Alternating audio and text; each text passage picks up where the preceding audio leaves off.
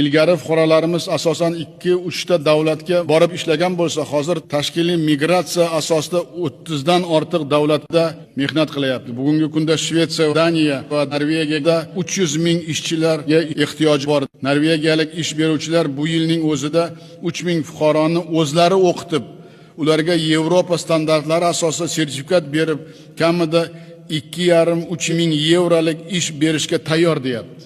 Yoki Shvetsiya grant ajratib, ijtimoiy xodimlarni tayyorlash va bu yilning o'zida 500 nafarni ishga olishga taklif beryapti. Musayev Nurimbetov 1-aprelgacha Shvetsiya, Daniya, Norvegiya bilan kelishuvga erishib, bu yil 5 ming, kelasi yil kamida 10 ming odamni yuqori daromadli ish o'rinlariga yuborsin.